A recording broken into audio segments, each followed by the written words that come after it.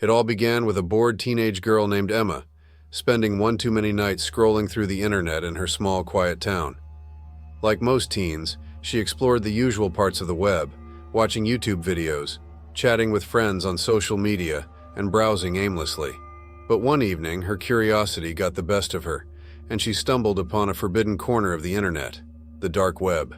She'd heard about it before, whispers at school about illegal activities and hidden websites where the worst of humanity lurked. Despite the fear such stories stirred, Emma wasn't fully convinced they were true. So, out of boredom and curiosity, she downloaded a Tor browser and began her dive into the darker side of the internet. At first, it seemed like a grim curiosity trip, anonymous forums selling stolen goods, hacked accounts, and illicit content. But one night, she found a chat room with the title, Live Show Requests. The page was stark black with only a single message blinking. What do you want to see tonight? She watched, her heart pounding as people in the chat began requesting grotesque and illegal activities. Someone typed, "Do you take special requests?" And the response came swiftly, chilling her to the bone. For the right price. Anything. Emma felt a wave of nausea hit her and quickly closed the window. It was too real, too disturbing. She shut her laptop, but even as she tried to sleep, the feeling of being watched crept in. Over the next few days, Emma couldn't shake the unease. It was as if someone, somewhere, had been watching her as she scrolled through those dark pages. Emma lived in a quiet suburban neighborhood where everyone knew each other. She had lived next door to Mr. Collins for years. He was a reserved man in his mid-40s, polite but distant. There was nothing overtly strange about him. He kept to himself and rarely spoke to anyone. One night, as Emma got ready for bed, she heard a strange noise outside her window. Peeking through the curtains, she saw Mr. Collins standing near their fence, staring at her house. His face was shadowed, but she could see his eyes, dark, unsettling, and unblinking. Fear washed over her as she quickly drew the curtain closed. The next morning, she tried to shrug it off as a creepy but harmless moment, but over the next few days the incidents piled up. Late at night, she'd hear knocks at the door, and every time she went to check, no one was there. She heard footsteps outside her window and began feeling watched whenever she stepped outside. One evening, when her parents were out, Emma, driven by a strange mix of fear and curiosity, logged back onto the dark web. Her heart raced as she entered the same chat room. Within seconds, a private message popped up. "Are you home alone tonight?" She froze, her blood turning to ice. How did they know? She didn't respond, but more messages flooded in. "I've been watching you. You're even prettier in person." "Don't worry. This will be our little secret." Terrified, she slammed her laptop shut and ran to lock all the doors and windows. She grabbed her phone and tried calling her parents, but there was no answer. She started dialing the police when there was a slow, deliberate knock at the door. Panic surged through her. She cautiously looked through the peephole but saw nothing.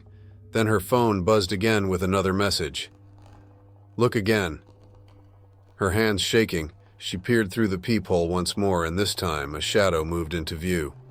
Mr. Collins stepped into the dim light, grinning eerily. In his hand was a mask, the kind she had seen on those live shows on the dark web. The door burst open before she could even think to scream. Collins and two masked men dragged her out of her house. Her phone clattered to the floor, useless. Everything moved so fast. She was gagged, blindfolded, and thrown into the back of a van. The suffocating fear of what was happening paralyzed her. Hours later, she woke up in a cold, dark room. The only light came from a camera pointed directly at her. The horrifying realization hit her. She was now part of one of those twisted live shows. The men whispered and laughed in the corner, their words barely audible but filled with menace. They taunted her, making it clear this was being broadcast to the same anonymous people who had sent requests in that chat room. Mr. Collins was the one who handled the camera, adjusting it every so often with a sickening grin. "They love you, Emma," he said. "You're the star of the show." The days passed in a terrifying blur of torment. They didn't physically harm her, yet. It was all psychological torture, taunts, and threats as they filmed her every reaction. Emma's hope dimmed with every hour spent in that nightmare. One night, when the men left her alone in the basement for a while, she noticed a loose brick in the wall. With desperate strength, she pulled it free and managed to widen the hole just enough to squeeze through. Exhausted, barefoot, and terrified, Emma ran through the woods until she reached a road where a passing driver stopped and called the police. The authorities raided Mr. Collins' house and found Emma wasn't the first victim. The basement was rigged for broadcasting live torture, and police uncovered a cache of videos and files of other kidnapped victims. Emma was the only one who managed to escape. Though she was rescued, the trauma would stay with her forever. She moved far away, but the nightmares never left. The twisted world of the dark web still haunted her thoughts, and she never forgot the feeling of being watched, even in her new home. Sometimes, when she was alone at night, she swore she could still hear the faint sound of a chat notification asking, "What do you want to see tonight?"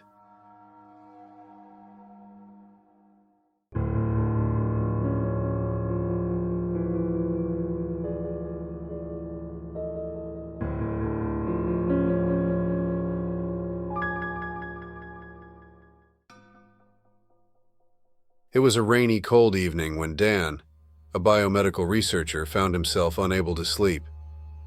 He'd been working on a particularly challenging project, trying to develop a new treatment for a rare neurological disorder. The deadline was fast approaching, and despite his best efforts, the breakthroughs he sought seemed frustratingly out of reach. Desperate for a distraction, Dan turned to his usual insomnia routine, surfing the web. He'd exhausted the usual forums and social media rabbit holes, craving something different, something that might reignite his sense of curiosity. That's when he stumbled upon an obscure post buried deep in a medical research forum he frequented. The thread was labeled "The Forbidden Side of Science," and it seemed oddly out of place among the usual scientific discussions. The post was cryptic, warning that what lay beyond this thread was not for the faint of heart. It mentioned hidden forums where rogue researchers discussed radical experiments, human experiments. Dan's interest was immediately piqued. He'd heard whispers about unethical studies, stories of scientists who had pushed boundaries too far. But those were just cautionary tales, relics of a darker era. Surely, he thought, nothing like that could still exist. As he continued reading, he found a series of instructions that promised to lead him to a hidden community on the dark web, where the boundaries of science and morality were regularly crossed. Driven by equal parts skepticism and intrigue, Dan decided to follow the trail. He downloaded the Tor browser, masked his IP, and ventured into the hidden corners of the internet. After what felt like hours of sifting through encrypted directories and strange coded messages, he arrived at a page that made his stomach turn: the Human Experimentation Forum. The website was minimalist. No frills, just a black background and stark white text. The categories were chilling: behavioral modification, physical tolerance limits, mental degradation studies, and ethics-free genetic research. A message at the top of the screen warned, "Enter at your own risk. Content is extremely graphic and disturbing." Dan hesitated. He knew he was about to cross a line. He was a scientist, but even his curiosity had limits. Yet the allure of forbidden knowledge was too powerful to resist. He took a deep breath and clicked on the link. As the page loaded, Dan found himself on a forum thread titled "Real-Time Human Experimentation Updates." He couldn't believe what he was seeing. The posts were detailed logs of various experiments, all of which appeared to have been conducted on unwilling subjects. One thread, titled "Pain Tolerance Limits," documented a series of tests where subjects were subjected to electric shocks of increasing intensity. The experimenter described the responses in cold, clinical detail, recording how long the subjects could withstand the shocks before losing consciousness. There were even video links, but Dan couldn't bring himself to click on them. He scrolled further, finding posts about experiments involving sleep deprivation, isolation chambers, and forced ingestion of unknown substances. Each thread seemed more horrifying than the last, with comments from users asking questions and suggesting modifications to the experiments. There was an eerie detachment to the language, as if these people were discussing nothing more than a simple lab test. Dan was about to close the browser when a new thread popped up. Project Monarch, live feed. His pulse quickened as he clicked on it, half expecting it to be some kind of twisted joke. Instead, he was taken to a video feed showing a dimly lit room. A young woman was strapped to a metal table, her eyes wide with terror. Her arms and legs were restrained, and electrodes were attached to her temples. A man in a lab coat stood nearby making notes on a clipboard. The chat next to the feed was active, with users suggesting what should happen next. "Increase the voltage," one user typed. "Let's see how much she can take." Another user responded, "No, give her the serum first. I want to see if it affects her tolerance." Dan felt his heart pounding in his chest. This was real. This woman was truly suffering, and the people in the chat were egging it on like some sick game. He watched, horrified, as the man in the lab coat followed the instructions. He injected the woman with a clear liquid, and she immediately began to convulse. Her body shook violently, her eyes rolling back in her head as the man calmly noted her reactions. Dan couldn't look away, his hands gripping the edge of his desk as he watched the scene unfold. He wanted to close the window, to turn off his computer and pretend he'd never found this sight. But he was paralyzed, a morbid curiosity keeping him glued to the screen. The experiment continued, each step more brutal than the last. The man increased the voltage and the woman's screams filled the room. The chat was alive with comments, some users expressing excitement, others disappointed by the lack of immediate results. Dan felt a wave of nausea wash over him. This was beyond anything he'd ever imagined, a real-life nightmare playing out in front of him. He finally snapped out of his trance and closed the window, his hands shaking as he took a deep breath. For a few moments he just sat there staring at the blank screen. He tried to rationalize what he'd seen, telling himself it must have been staged, some elaborate horror show designed to shock viewers. But deep down he knew it was real. The cold, clinical precision of the experimenter, the raw terror in the woman's eyes, those weren't things that could be faked. Over the next few days, Dan found it impossible to shake the images from his mind. He tried to focus on his work, but every time he closed his eyes, he saw the woman strapped to that table, her body convulsing as the current ran through her veins. He barely slept, plagued by nightmares and a growing sense of paranoia. He felt like he was being watched, his every move monitored by the same twisted minds behind the forum. Then the emails started. They were anonymous, sent from untraceable addresses, each one containing a single line of text. The first message simply read, "We know you were watching." Dan felt a chill run down his spine as he read it. He tried to brush it off as a prank, some random troll trying to scare him, but the emails kept coming, each one more unsettling than the last. "Curiosity is dangerous," read the next message. "You're in too deep." Dan's paranoia grew. He started noticing strange things, his phone acting up, unknown devices connected to his Wi-Fi, cars parked outside his apartment that he didn't recognize. He became convinced that someone was watching him, monitoring his every move. He stopped using his computer, disconnected from the internet, and even considered changing his identity. But no matter what he did, he couldn't shake the feeling that he was being hunted. One night he heard a noise outside his window. He peered through the blinds, his heart racing as he saw a shadowy figure standing on the sidewalk, staring up at his apartment.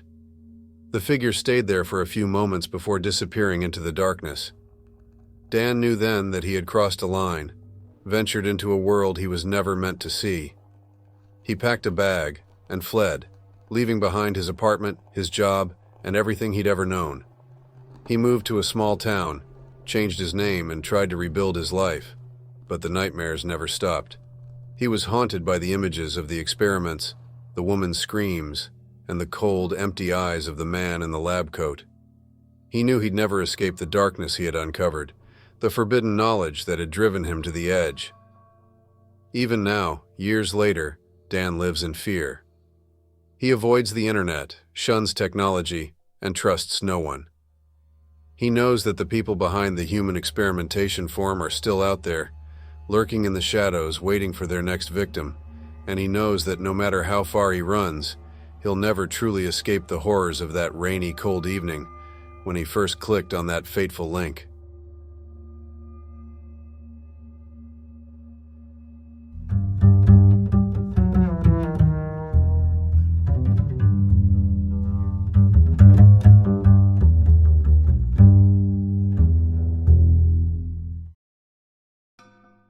Mike was no stranger to the internet's darker corners. As a seasoned web user, he'd seen the strange and the unsettling online. But curiosity had a way of getting the best of him, and one night, while scrolling through forums and reading about bizarre stories, he stumbled upon a discussion about something that caught his attention: red rooms. For those unfamiliar, a red room is rumored to be a live-streamed horror show, broadcast from the depths of the dark web. People claim these rooms are places where unspeakable acts are performed live on camera for an audience willing to pay for the privilege of directing the gruesome spectacle. Mike had always thought it was just a myth, an urban legend to scare people away from exploring too far into the unknown, but the forum he found had people swearing they'd seen one. Fueled by curiosity, Mike started digging. He was a tech-savvy guy, so navigating the dark web wasn't difficult. He downloaded a Tor browser, masked his IP, and began his journey down the rabbit hole. At first, it was just as he expected: quiet forums, anonymous users selling hacked accounts, illicit materials, and other illegal paraphernalia. Nothing he hadn't seen before. Then he found a link. It was buried deep in a discussion thread, obscured by cryptic messages and coded language. A single phrase kept appearing throughout the thread: "Would you pay to watch?" Mike's heart raced as he clicked the link, half expecting it to lead nowhere. Instead, he found himself on a plain black web page with a message blinking in red text: "Enter? Yes or no?"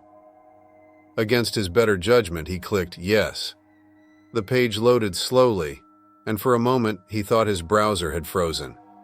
But then, the screen flickered to life, revealing a chat room with several active users.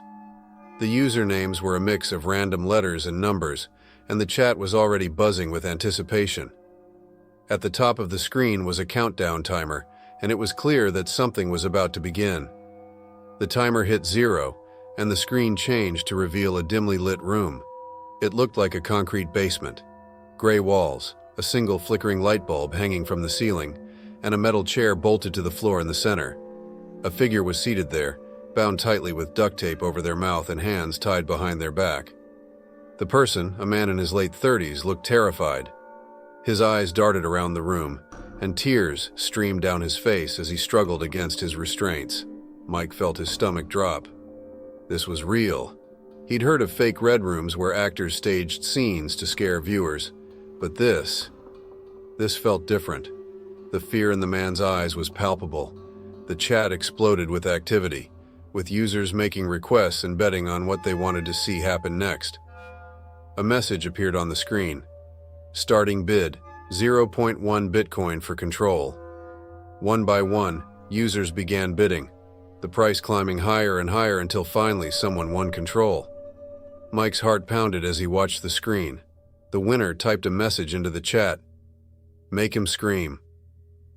A figure stepped into view, a tall man wearing a mask that completely obscured his face. He held a set of pliers in one hand and slowly approached the bound man. Without hesitation, he grabbed the man's hand and pulled at one of his fingernails.